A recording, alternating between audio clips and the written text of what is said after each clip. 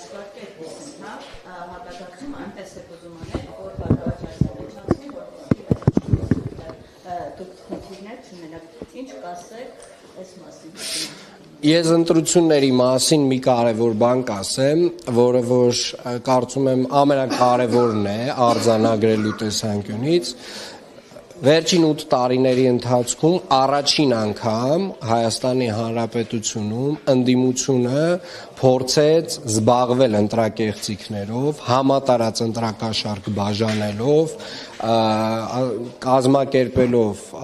այլ երկրներից մարդկանց տեղափոխումը Հայաստանի Հանրապետություն քվեարկության նկատմամբ, նրանց շահագրգռելով, վախեցնելով եւ նմանատիպ բաներով։ Ես շատ հստակ ուզում եմ արձանագրել, որ սա կարմիր գիծ էր, որը որ հատվեց ընդդիմության կողմից, եւ շատ ուզում եմ հստակ նաեւ արձանագրել, որ սա ունենալու է շատ կոշտ հետևանքներ բոլորի համար եւ ընտրակաշառք բաժանողները արմատախիլ են արվելու այս երկրից եւ իրենք դեռևս չեն պատկերացնում ինչա իրանց սպասվում։ Սա մեկ, կներեք, օրենքի ուժով ամենակներեք ես կավարտեմ հեսա։ Օրենքի ուժով ամենախիստ եւ ամենահնարավոր ամենախիստ պատիժն է իրանց սպասվում։ Ես հստակ ասում եմ, այն ինչ որ լինելու է իրանց հետ, թող լավ պատրաստվեն դրան։ Ինչ վերաբերում է ձեր մատնանշած հարցին, եւ ասում եմ, սա շատ կարեւոր է արձանագրել, որովհետեւ վերջին 8 տարիների ընթացքում մենք այնուամենայնիվ ունեցել ենք ընտրություններ հարաբերականորեն ազատ, անկախ եւ ժողովրդավարական։ Վերջին ընտրությունները ու հələ մի հատ էլ որ ընդդիմությունն է խոսում ընտրակեղծիքներից կամ նմանատիպ բաներից բողոքում է, իրոք տենց մարդկանց դեմքներին ժպիտ առաջացնում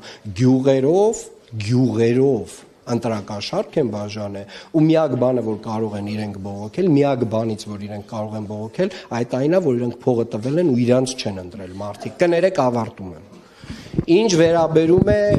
Ինչ վերաբերում է ձեր մատնանշած հարցին, ես միակ բանը որ գիտեմ, դա այն է, որ քաղաքացիական պայմանագիր կուսակցությունը ձեր ասած որոշման հետևանքով 1200-ից ավել ձայն է կորցնում, բայց անկեղծ եմ ասում, նույնիսկ այդ դետալները ինձ հետաքրքիր չեն, որովհետև մի կարմիր գիծ է հատվել, մի ռուբիկոն է հատվել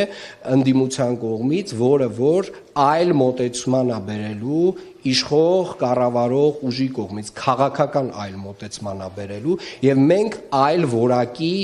նոր մոդելի պետություն ենք դառնալու դրա հետևանքով։ Պարոն Ավինյան, իսկ